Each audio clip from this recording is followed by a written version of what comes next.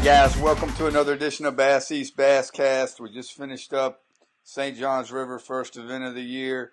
We've got Keith Combs on the line. How you doing, Keith? Good, Ricky. How's it going, man? Good, man. Good. Finished third. Not too shabby for the first tournament of the year.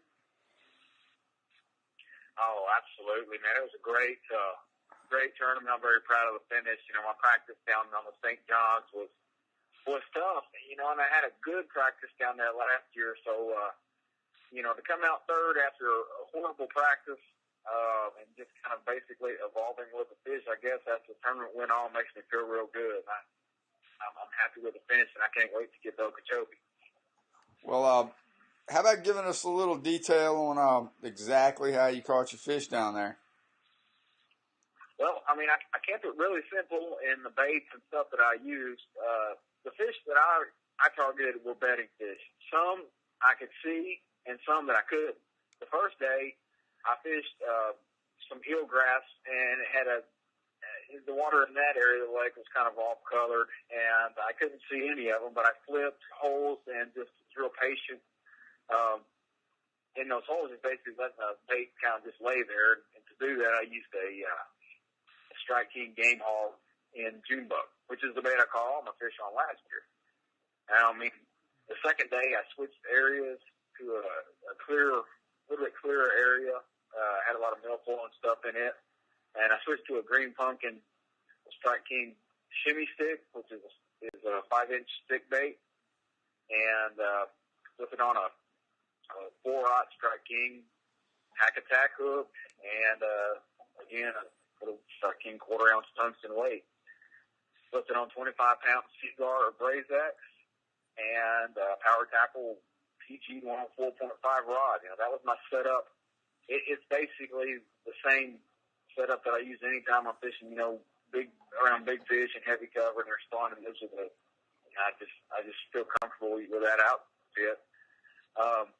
But the second, third, and fourth day, I fished the same. I, you know, either fished holes in the grass where I couldn't see the fish and just fished real slow, or I sight fished. But used the same bait and just moved the boat along real slowly.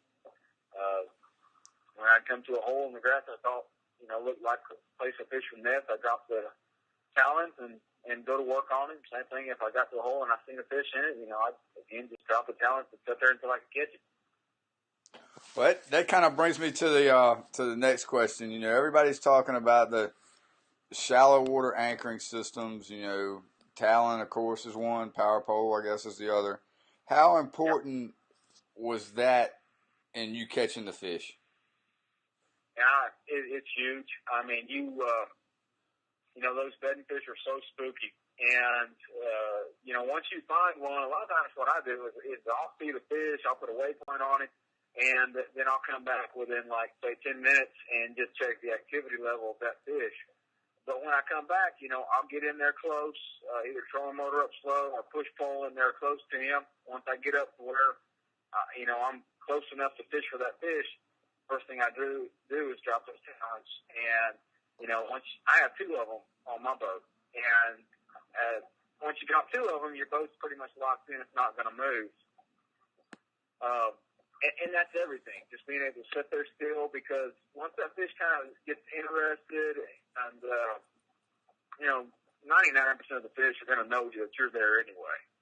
But when you're moving around and you have to step on the trolling motor, a couple things can happen. That fish is definitely going to get harder to catch. Another thing critical to sight fishing is not disturbing the water. You know, you don't want to muddy up that water at all. So staying off your trolling motor, just letting that anchor system hold you in place. I mean, it's everything. And again, you know, it just lets you concentrate on those fish. You know, you need to be watching what that fish is doing all the time, not worried about boat position. Well, so you would highly recommend to a guy that may be looking at getting one talon to go ahead and wait and save his money and get 2, right? Yeah, you really need 2. I mean, you know, if you can't get 2, we'll get 1. But, you know, get them. They come in handy all the time. It's going to be an investment that a guy's not going to regret making it. It's going to be a good investment. And but if you're a sight fisherman or you fish a lot of shallow water where you're going to use them a lot, two of them it's going to lock your boat in place.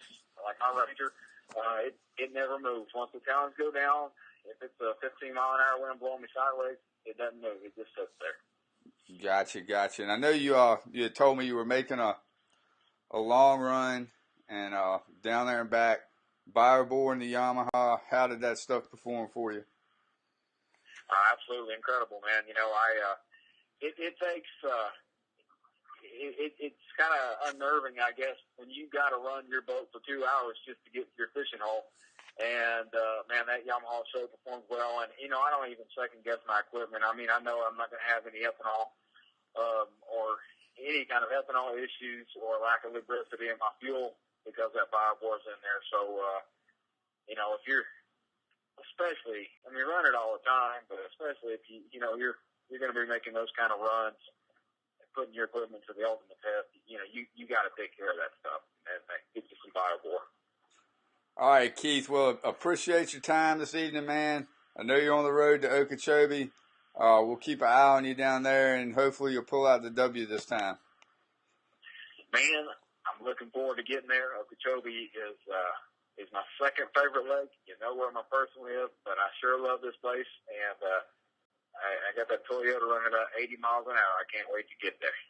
All right, brother. Be safe, and we'll talk to you next week.